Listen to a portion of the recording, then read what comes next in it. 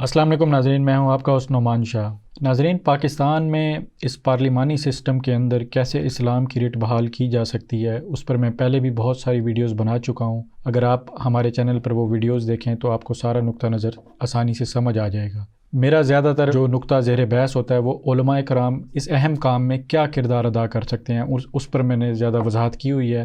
اس نقطے کو سمجھنے سے پہلے جب تک ہم یہ نہیں سمجھیں گے کہ حکومت اور ریاست میں فرق کیا ہوتا ہے، یعنی آج کی تاریخ تک ہمارے جو علماء کرام ریاست کے کسی بھی اہم عہدوں پر یا ریاست کے کسی بھی امور میں حصہ نہیں لیتے، تو وہ اس کے جواز میں دلیل دیتے ہیں کہ اس حکومتی سٹرکچر کو، اس گورننس ماڈل کو، اس پارلیمانی سسٹم کو وہ اسلامی نہیں سمجھتے، یا وہ کہتے ہیں کہ ہمارا سیاست سے کوئی تعلق نہیں ہے، لہٰذا اس سے ہم دور رہ کر دین کا کام کرنا چاہتے ہیں۔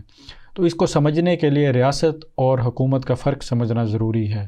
ناظرین، ہم نے پاکستان ریاست کے طور پر حاصل کیا۔ پاکستان ایک ریاست جو مسلمانوں نے علیحدہ ریاست بنائی۔ پاکستان ہم نے مسلم لیگ کے لیے ایک ملک حاصل نہیں کیا تھا۔ مسلم لیگ جو ایک ایسی قائد اعظم کی ایک سیاسی جماعت تھی جس کی جد و جہد سے پاکستان بنا، ہم نے مسلم لیگ کی حکومت بنانے کے لیے پاکستان نہیں حاصل کیا تھا، بلکہ پاکستان ایک مسلمان ریاست کے طور پہ حاصل کیا گیا تھا۔ اب کوئی جماعت اس میں حکومت بناتی ہے، اس کا کردار علیحدہ ہے، مگر ریاست کا کردار علیحدہ ہوتا ہے۔ ریاست ایک علیحدہ سے ایک چیز ہے۔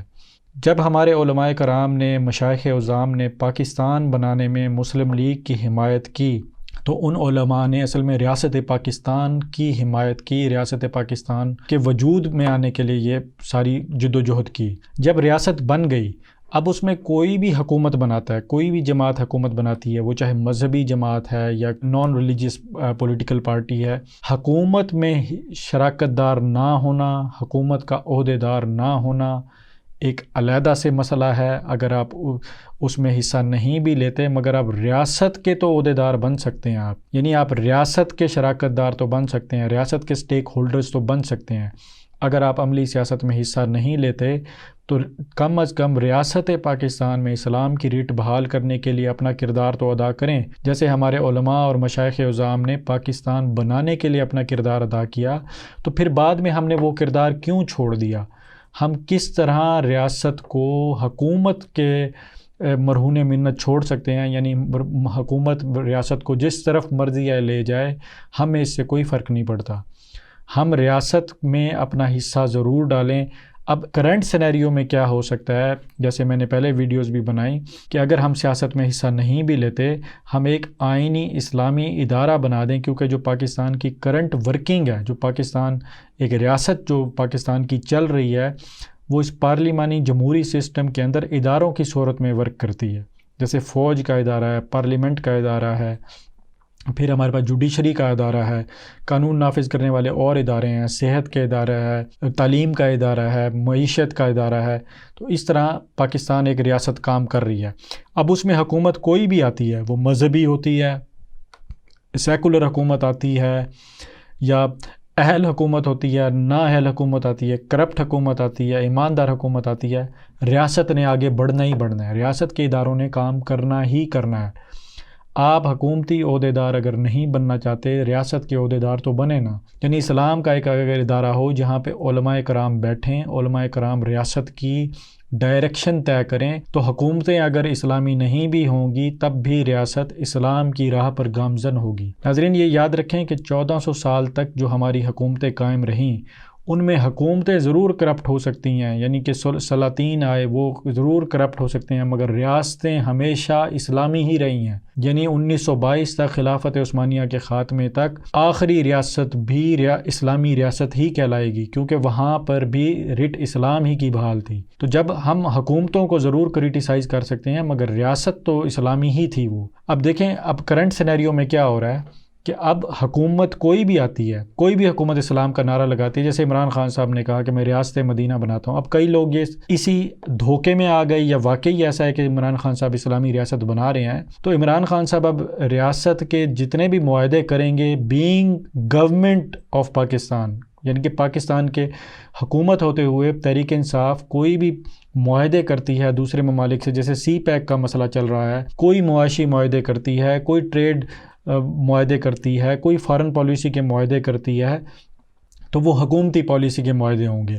ان کو اسلامی لحاظ سے چیک اینڈ بیلنس کرنے کے لیے ریاست کے پاس کوئی ادارہ موجود نہیں ہے۔ ابھی ماضی میں جو کچھ بھی ہو چکا، اب کوئی بھی حکومت آتی ہے اور وہ آگے کوئی بھی پالیسی میکنگ کرتی ہے تو اس کے لیے ہمیں ایک اسلامی آئینی ادارہ ہونا چاہیے جہاں پہ علماء کرام بیٹھیں اور وہ ریاست کی بیسک پالیسیز قرآن و حدیث سے بنا کے ریاست کو دیں، مثلا معاشی پالیسی بنا کے دیں، فارن پالیسی بنا کے دیں، ٹریڈ پالیسی بنا کے دیں۔ جب وہ ایک بیسک پالیسی ہماری ریاست کی بن جائے گی تو پھر حکومت کوئی بھی آتی ہے تو وہ فارن پالیسی اس پالیسی کو بائی پاس نہیں کر سکے گی، وہ معاشی پالیسی اس پالیسی کو بائی پاس نہیں کر سکے گی۔ اب ہوتا کیا ہے کہ آج کی حکومت کوئی بھی لیٹ سے کہ آج کی حکومت آپ کہتے ہیں کرپٹ ہے یا پرو اسلام نہیں ہے، تو وہ کوئی بھی معاہدے کیونکہ معاہدے جتنے بھی ہوتے ہیں نا وہ ریاست کے ہوتے ہیں۔ فارن پالیسی کسی ملک کے ساتھ کسی کے ساتھ بھی طے ہوتی ہے، وہ ریاست کی ہوتی ہے، وہ حکومت کی نہیں ہوتی۔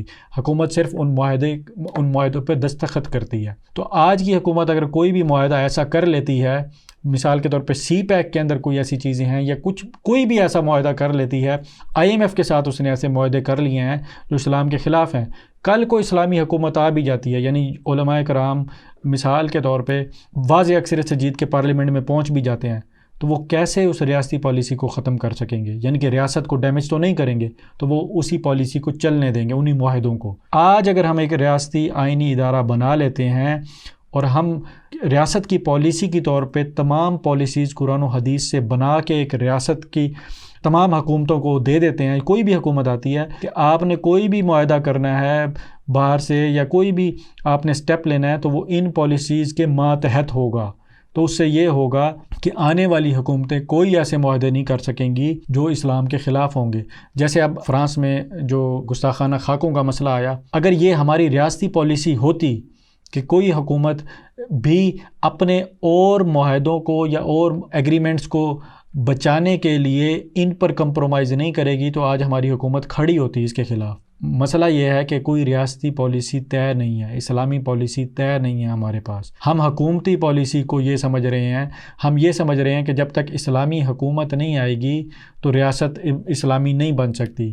یہ میرا خیال ہے کہ یہ غلط سوچ رہے ہیں۔ ہمارے علماء کرام آگے بڑھیں، اور آپ سیاست میں اگر حصہ نہیں لیتے، ایک تو وہ علماء کرام ہیں جو مذہبی سیاسی جماعتیں بنا کر اب پارلیمنٹ میں جانے کی کوشش کر رہے ہیں، وہ اپنی جد و جہد جاری رکھیں پولیٹیکل، یعنی وہ حکومت اگر اسلامی آ گئی تو پھر تو ہمیں پلس پوائنٹ ملے گا۔ پھر جیسا میں نے کہا کہ اگر ریاست نے پرانے معاہدے کیے ہوں گے جو اسلام مخالف ہوں گے وہ ان کو ختم نہیں کر سکیں گے، کیونکہ کوئی بھی حکومت ریاست کو ڈیمیج نہیں کرے گی۔ ہمیں ریاست کو اسلامی بنانا ہے۔ حکومتیں بے شک اسلامی آتی ہیں یا نہیں آتی، ریاست ہر صورت میں اسلامی رہنی چاہیے۔ اس کے لیے ریاست کے اندر اسلام پینیٹریٹ کرنا ہوگا، قرآن و حدیث کو داخل کرنا ہوگا، اس کے لیے ایک آئینی ریاستی ادارہ چاہیے۔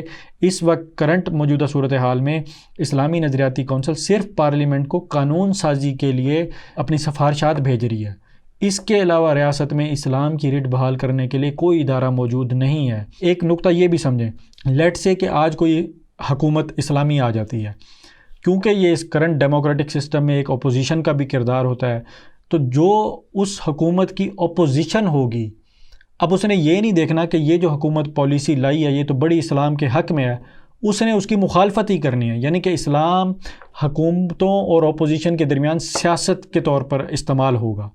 جب ریاست کی ایک پالیسی ہوتی ہے، جیسے فوج کا ایک ادارہ ہے، حکومتیں کرپٹ آئیں کوئی بھی آئیں، فوج کا اپنا آئین ہے، فوج کی اپنی پالیسی ہے، اس کو کوئی بھی بائی پاس نہیں کر سکتا، تو یعنی کہ ادارہ اپنی جگہ سٹیبل موجود ہے، اس نے اپنی ریٹ بحال کی ہوئی ہے فوج نے۔ اسی طرح جوڈیشری کا ادارہ ہے، اسی طرح اور ادارے ہیں۔ تو اسلام کا جب ادارہ ہوگا، موجود ہوگا، تو اسلام پولیٹکس کے لیے استعمال نہیں ہوگا، یعنی اسلامی حکومت آئے گی تو اس کی کوئی اپوزیشن ہوگی تو وہ اسلامی پالیسیز کے خلاف، ایکچولی تو وہ حکومتی پالیسیز کو کرٹیسائز کر رہی ہوگی، مگر نقصان تو اسلام کو ہو رہا ہوگا، کیونکہ کوئی حکومت اگر اسلامی پالیسی لاتی ہے تو اس کی اپوزیشن ہوتی ہے، وہ اس کی مخالفت کرتی ہے، نقصان اسلام کا ہے، اسلام کی ریٹ ڈیمیج ہوتی ہے۔ تو لہٰذا علماء کرام اگر پالیٹکس میں حصہ نہیں بھی لیتے تو آپ جس بھی پارٹی کو سپورٹ کرتے ہیں، جس کو بھی ان کے ساتھ اپنی الائنس مشروط کر دیں اور کہیں کہ اس صورت میں ہم آپ کو ووٹ دلوائیں گے یا آپ کے ساتھ کھڑے ہوں گے کہ آپ پارلیمنٹ میں جا کے علماء کے لیے، اسلام کے لیے ایک ادارہ بنوائیں، ایک سٹیبل، جیسے جوڈیشری، جیسے فوج کا ادارہ ہے ویسا ادارہ ہو، وہاں سے علماء بیٹھ کر ریاست کو تمام پالیسیز بنا کے دیں، ہماری ایک بیسک پالیسی بن جائے. جیسے ہمارے آئین میں لکھا ہوا ہے کہ کوئی قانون بھی اسلام کے خلاف نہیں بنے گا پاکستان میں، بس یہ لکھا ہوا ہے. اس پہ عمل درآمد کیسے ہوگا؟ کہیں بھی نہیں ہو رہا. خالی قانون سازی نہیں مسئلہ، پالیسیز بھی مسئلہ ہے. اب اس ٹائم فی الوقت ہماری جو اسلامی پالیسی ہے نا، وہ وزیر اعظم صاحب اپنی تقاریر سے دے رہے ہیں. یعنی وزیر اعظم حکومت ہے نا، حکومت اپنی تقاریر سے اپنی ڈائریکشن بتا رہی ہے. جیسے اقلیتوں کے حوالہ سے، مندر کے حوالہ سے عمران خان صاحب اپنی تقاریر سے ہمیں ڈائریکشن دے رہے ہیں کہ ہم کون سا اسلام نافذ کرنے جا رہے ہیں. اسلام کی کون سی تشریح ہے وہ حکومت ڈیسائیڈ کر رہی ہے اس ٹائم، کیونکہ ریاست کی کوئی پالیسی نہیں ہے. ریاست کی کوئی پالیسی نہیں ہے، ریاست کا کوئی ادارہ نہیں ہے جو ان کو چیلنج کرے. اور پھر جب حکومت علماء سے اگر رہنمائی لیتی ہے تو وہ علماء کون ہوتے ہیں، کس طریقے سے آتے ہیں، وہ کیسے حکومت کے ساتھ کھڑے ہیں، تو اس کا بھی کوئی چیک اینڈ بیلنس کا کوئی سسٹم نہیں ہے. جب ادارہ ہوتا ہے، ایک نیوٹرل ادارہ ہوتا ہے جس میں علماء کسی امتحان کے تھرو اس کے تھرو جائیں گے تو وہ ایک تمام مسالک کی اپنی ریپرزنٹیشن ہوگی، وہ ریاست کی ڈائریکشن طے کریں گے، ریاست کو تمام بیسک پالیسیز بنا کے دیں گے. پھر آنے والے وقتوں میں کوئی بھی حکومت آتی ہے وہ ایسا قطعاً کوئی معاہدہ نہیں کرے گی، ایسا کوئی الائنس نہیں بنائے گی کسی ملک کے ساتھ جو ان ریاستی پالیسیوں کو بائی پاس، ان کو کانٹراڈکٹ کرے گا. اس سے آہستہ آہستہ ہماری اسلامی ریٹ اسی سسٹم کے اندر بحال ہونا شروع ہو جائے گی. کئی لوگ سمجھتے ہیں کہ صدارتی نظام ہے وہ اسلام کے کلوز ہے. پوائنٹ یہ نہیں ہے، نظام کوئی بھی ہے. اصل بات یہ ہے کہ یہ کون میک شور کرے گا کہ حکومت چاہے صدارتی نظام کے تحت آئے، چاہے ڈکٹیٹرشپ کے تحت آئے، چاہے اس پارلیمانی نظام کے تحت آئے، وہ حکومت اسلامی بیسک پالیسیز کو بائی پاس نہیں کرے گی. یہ کون میک شور کرتا ہے؟ اس کا تو کوئی ادارہ موجود نہیں ہے. علماء کرام تو اس ٹائم ریاست میں عام سٹیزن کی حیثیت رکھتے ہیں. تمام مسالک کے جتنے بھی علماء ہیں، جو حکومت کے ساتھ علماء کھڑے ہوتے ہیں وہ ریاستی علماء تو نہیں ہیں، وہ تو اس حکومت کے الائز ہیں.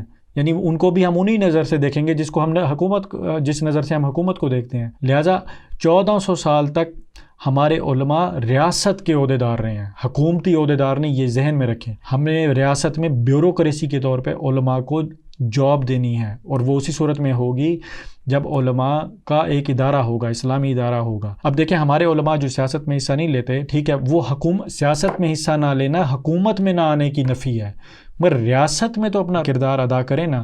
جیسے آپ ریاست میں، اب یہی علماء کرام ہیں، اگر کوئی کہیں اکاؤنٹنسی کی جاب کر رہا ہے، کوئی بینک میں جاب کر رہا ہے، کوئی PIA میں جاب کر رہا ہے، کوئی کہیں بھی کر رہا ہے، تو یہ بھی سارے ریاستی ادارے ہیں. اس میں آپ جاب کر رہے ہیں نا. تو جب آپ ریاست سے کما رہے ہیں، ریاست سے نوکری کر رہے ہیں، تو آپ حکومت کا حصہ نہیں بن رہے، مگر آپ ریاست کے عہدیدار تو بنے ہوئے ہیں.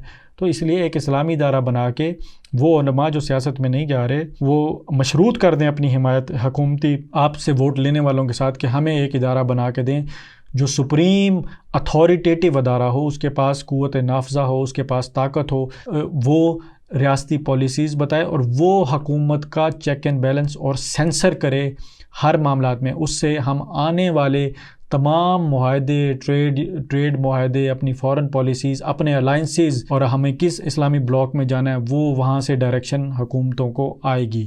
اس ٹائم حکومت کو جہاں اپنا فائدہ نظر آئے گا وہ اسلامی پالیسی کو اس کے تحت موڑتی چلی جا رہی ہے. اور جو علماء ان کے ساتھ کھڑے ہوتے ہیں وہ حکومتی علماء ہیں، وہ انہی کی حمایت کرتے ہیں، جس سے سراسر اسلام کو نقصان ہو رہا ہے اور اسلام کی رٹ بحال نہیں ہو رہی پاکستان میں. جزاک اللہ.